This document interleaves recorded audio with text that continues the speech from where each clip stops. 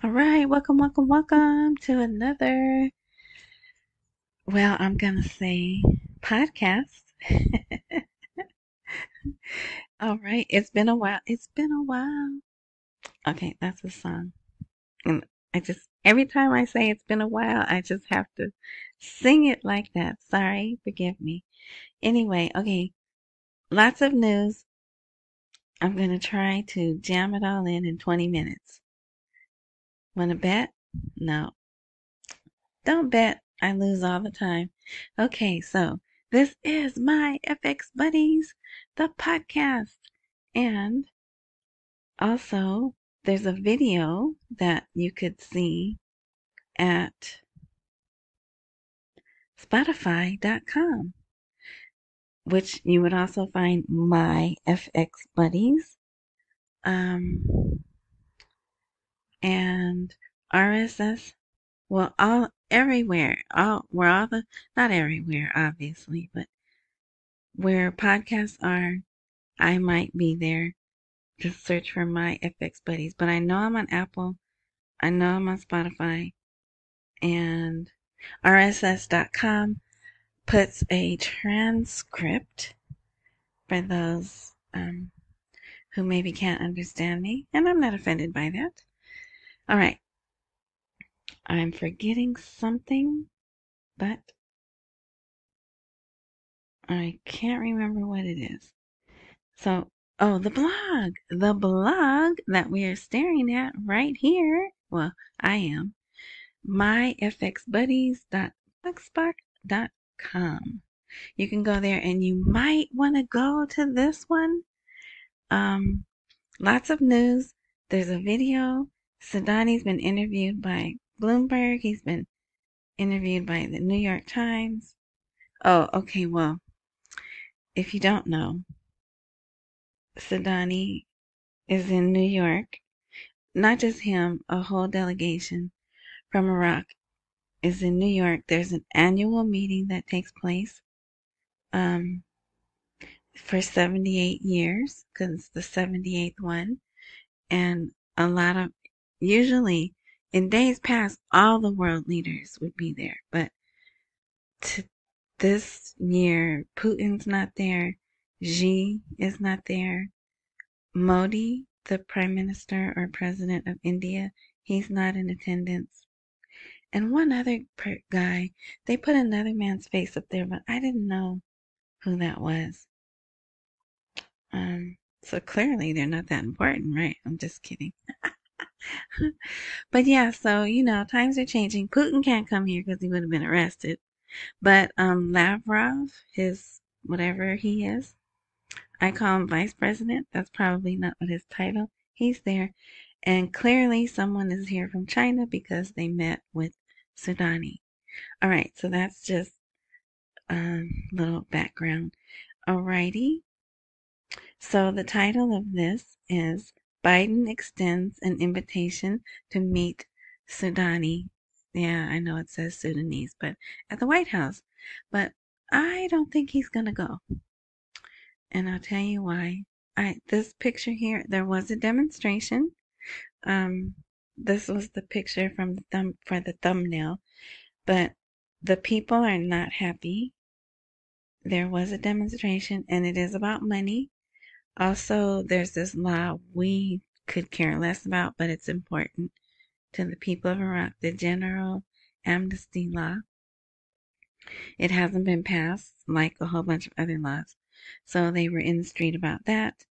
Jobs, money, not specifically the rate change, but they haven't been paid. They want their salary, right? And that's just what's in the news that I can see.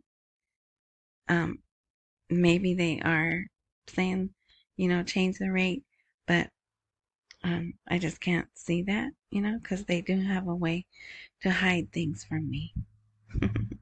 Okay, so sorry, the window's open. It's daytime, but I had to do this right now or it wouldn't get done.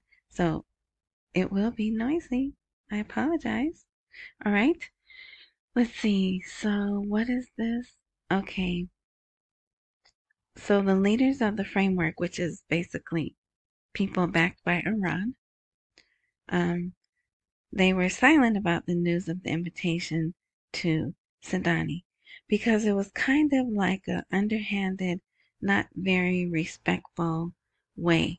Usually when state heads invite other state heads to their country, there's a formal letter that's presented or an invitation of some type, and that didn't happen. And usually when a state head goes to another country for a state head meeting, they get the red carpet rolled out for them. They get traffic, that's not what it's called, motorcades. So yeah. So this was like, hey, so, he was meeting with, Sudani was meeting with Anthony Blinken and some other people. Let's see, protocol. So here it says, but informed political sources said in an interview, the invitation so far is still within the protocol context because no specific date has been set. So it was kind of like, hey, yeah, the president, Joe Biden, yeah, he wants you to come on down to the White House. Didn't give a time, didn't give a date. No, nothing was presented. And so I don't have it here, but I'll try to put it here. But what is that man? The government spokesperson. He was like, no, no, no, no, no. You don't just come up and say, hey, we want you to come.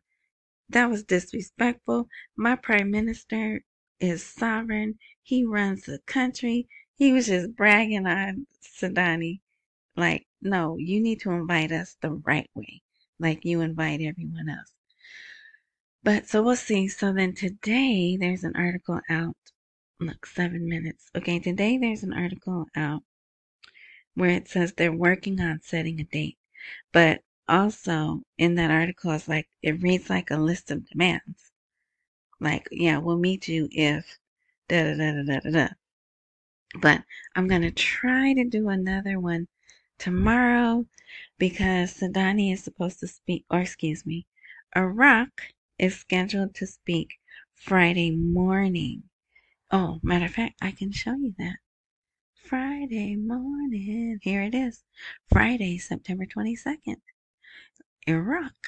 And they were scheduled for the afternoon session, but they got bumped up to the Friday morning session. So that's pretty neat. All right, let's go back. Okay, so Iran is saying Iraq is our first trading partner and we plan to establish a joint bank and a free trade zone.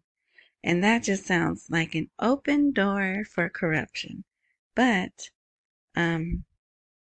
if they do that, I don't, they still would need some of the parliamentarians to have control. But if they do this, well, they're doing it. Ain't no if to it. I know that was perfect grammar, right? They're working on it. It should be done by 2025. Okay, so they're gonna do it. They already have increased. They have a goal to increase trade to $20 billion. So they're serious about it. Then that would cut down on the need for Maliki and all these other Iranian-backed politicians, right? Because they have an open door until they get audited, right? They could just run amok, do whatever they want to do. Well, that's me and my pessimism, right? Hopefully they'll do everything above board and it'll just be wonderful. But no, that's not gonna happen. But anyway, so here, this image here, let me, these, oh, come on. Oh, I don't know why it won't let me. Oh, yeah, because I had to take a picture of that.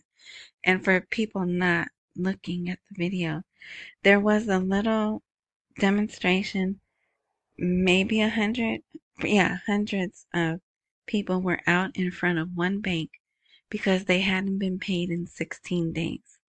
They worked for this company, and I thought it was funny because there's people who haven't been paid in 3 months. They're waiting for 3 months worth of pay, and they're not out in the street. These people are like, it's been 17 days. Where's my money? But the sign is in Arabic and English. It's the Bank of Baghdad, and you see ATM. Well, you can't, but if you were looking, you would see ATM is right there. So it just cracks me up sometimes that it's Iraq. Why is the bank sign in English and Arabic, right? Anyway, okay, so let's see. Competition between foreign companies for major investments in Iraq. Oh, yes, wait till I show you everyone that Sudani has met with. Oh, there's UPS. On the quote unquote sidelines of this meeting, here is demonstrations in front of the government headquarters. So, just if you're wondering, this was a really big demonstration, but they didn't put it on TV. I found it on social media, but also it was in this article, and they said, okay, Wednesday, September 20th, 9 a.m., we're going to have this demonstration, and they did, and apparently it was peaceful, because I didn't see any articles about any demonstrators being taken out, but it was quite large, and they were complaining. That's the one that I talked about already. Okay, so let's move on. Okay, here is some, I don't want to say it's bad news, but I'm not happy about seeing this. Okay, so, but I'm going to talk about some better stuff. So if you could just make it through the next 2 or 3 minutes, then the rest will be better. Okay, but let me see what, there was some other stuff. So things seem to have been resolved with Iran about, there was a group in Kirkuk. They wanted them disarmed, and they wanted them to move from this building they keep calling the headquarters. Well, they did move. They vacated the headquarters, but they did not agree to disarm. So that is done for now. They're tabling it until next year. So I don't like that. I don't like that it's not done, but I do like that they did come to some agreement. There's been some bombings. Turkey bombed that same little area, but this time some people died. And someone bombed an airport in Sulaymaniyah, and more people died. And Iraq is like, we believe in dialogue to settle disagreements. I'm like, y'all still want to talk? They killed people. That people are dying. We're over here trying to make deals with them for water and oil. But that's why I'm just a citizen over here. I don't run anything because I probably would make things worse. But anyway, okay, so that's done for now. What was the other thing that was I was like kind of watching? I think that's it. Okay, anyway, so let's move on. Okay, expectations that the oil and gas law will be passed after the local elections. Um, yeah, the elections take place December 18th. So, oh, and my timeline has passed. I was looking for September 13th, 14th, and 15th, and it didn't happen. But we still have 9 days left. Oh, I didn't say it's Thursday, September 21st. But we have 9 more days. So what was I gonna say?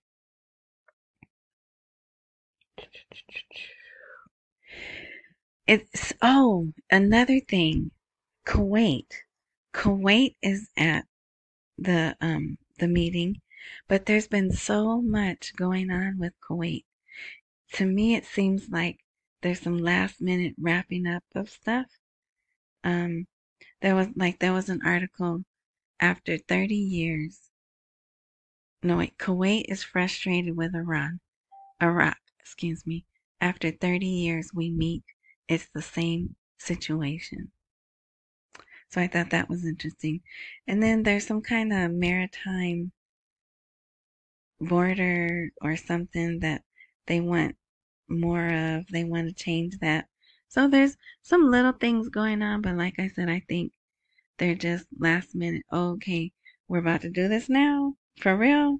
Okay, here's some other things we want, right? So, and I'm hoping that's what it is. All right, so here, the oil and gas law can be called the dean of deferred laws in Iraq, as 15 years after it was presented in the House of Representatives, it continues to be postponed for political reasons. So everything's done. They know what they're supposed to, settle it at, and because of political reasons, or they could be waiting for the rate change, because as long as I've been in this, people have said they can't do the rate change without the oil and gas law, or they can't do the oil and gas law without the rate change. So, yeah, okay, it says what else? Oh, and this, if you don't know what the oil and gas law, here's a nice little summary. Blah, blah, blah. The law, according to its draft, allows for production sharing of oil, right? Agreements, that it guarantees a profit to foreign oil companies. And I said, how do you guarantee a profit if something's not fixed or manipulated, right? And the federal government distributes remaining oil revenues throughout the country on a per capita basis. All right. Also, the oil and gas law is a subject of disagreement between federal government and the region. The federal is Baghdad, the region is Kurdistan, as they both view it from their own angles, right? Noting that there are 11 controversial points regarding its articles that were drawn up by the federal government. It takes time to solve it because it is in the spirit of the law and interferes with its names. I don't know what spirit of the law means, but I do know it's a legal term. I've heard it before here in America, right? So 11 points in one bill. That's kind of convoluted, right? There was something else about the citizens. Here we go. He, whoever he is, explained that if the oil and gas law is applied correctly and according to what is stated in its text, the citizen will benefit from it, as oil revenues will be distributed fairly and equally, pointing out that the producing governments that bear the consequences of oil will benefit. And I thought it said something about the citizens. Oh, yeah, the citizens will benefit. Okay, so that's that. Okay, but now here is a new thing, which also could be a last minute, like, hey, since we're still talking, how about this? The region wants to put an oil minister on par with his federal counterpart. So Kurdistan is saying, well, you guys have an oil minister. We want an oil minister. So that is new. That's recent, but seems fair, right? So we'll see. We shall see what we shall see. That's what my mother used to say. Okay, let's see. Here is the interview. So I have a link to the interview if you can find it on Bloomberg. There's the very lovely interviewer. I think her name was Jennifer. And there's Sudani. So if you don't know what Sudani looks like, there he is. And they have an English translator so you could understand what he's saying. This was a video, I don't know how I came across it, but it's some guy, I don't know who he is, but he's there talking about Singapore, Thailand. What else is over there? That Pacific Asian area. But look at the title of this video. The Middle East has become the hub for the world. So, it's a short video. It's just 2 minutes and 20 seconds. Maybe I'll put a link to it. Okay. So that's that. So let's go back over here. So yeah, he's been I think the Wall Street Journal interviewed him. Maybe they'll post that Sunday. Okay, look at all these people that he's met with. Yemeni or Yemen. Yemen. Yemen. Kuwait. McGirt. That's us. I mean, and he's met with everyone. The first meeting when Sudani got here was with the Treasury. So I think that's great. Let's see. Iran.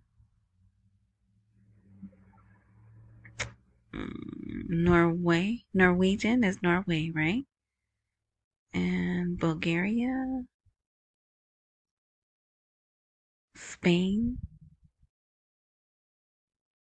And China. And so obviously here it says Sudanese to Russia before the end of the year. Now, how does he have a date? I mean, it doesn't have the exact date, but he knows I'm going to meet in Russia before the end of the year. And it's like, oh, when am I going to meet the President of the United States? We're working on that, right? So you see the difference? It's kind of strange, right? Look at that. It's 22 minutes and I'm done, kind of. Oops. No, I'm not. Okay, I said it was going to be better things. So look at all these people complaining. Here are some people complaining that projects are not done. They're just sitting there waiting. Although months have passed since the implementation date of this new fancy budget, projects have not seen the light. So those are, look, it says the current year is about to end. Yikes. But anyway, it doesn't say who's complaining about that. The Iraqi street is awaiting the results of the Sudanese visit to New York and hopes for reviving the market movement. So the citizens are waiting to see what happens with his visit and when he comes back. And if there's no change in the exchange rate, guess what? They're going to be back in the streets again. Oh, here, this was the big news so far for the day. 2 parliament members, and they're independent, so they're probably not backed by Iran. Definitely not tied to Maliki. They held a press conference calling for the dismissal of the governor of the CBI because of the dollar rate, because he was only supposed to be hired for 90 days. If he didn't perform, he was supposed to be removed, right? But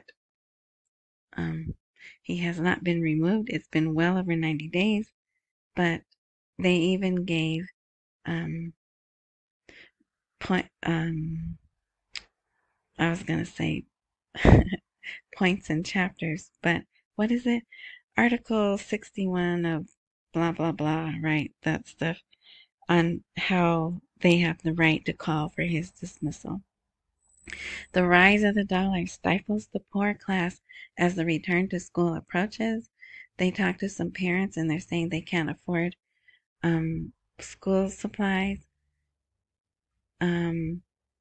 Well, not only that, school, because school over there is not free, at least not good school.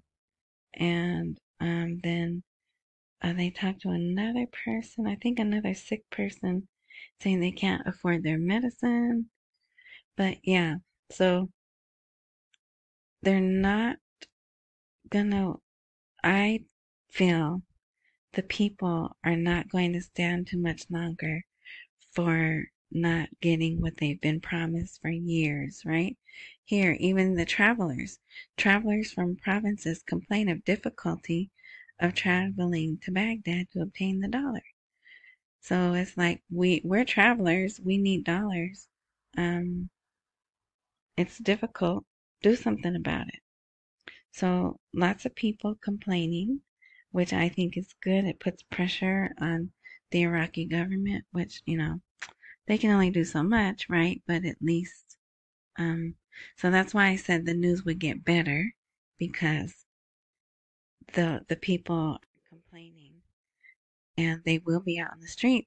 And here, Sudanese over here telling the whole world, yeah, we're secure and we're stable. But turn on the news and there are people in the streets demonstrating. I don't know. Are you secure and stable? So I thought that was interesting. Okay, let's do a rate check. It's 1307. So still not what we want. Let's see what the Google has. 1310. Yep.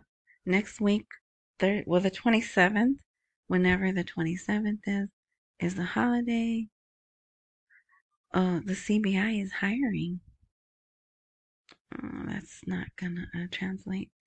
But anyway, so I believe that's everything I wanted to share with you today. And I will try to do another post tomorrow because it'll be Friday and maybe we could talk about the speech if Sudani is indeed the one who gives the speech. So thank you, hello, and welcome new subscribers. Thank you. And again, I do this to try to help people stay in the game. I hate to say game. Stay in this. I don't want to call it an investment because it's not an investment. Hold on. Help you hold on. Help you understand what's going on. For the most part, everything's good, right? So accumulate while we wait for the rate to appreciate. Pay all your bills. Don't miss any meals. Thanks for listening, watching, whatever. And until next time.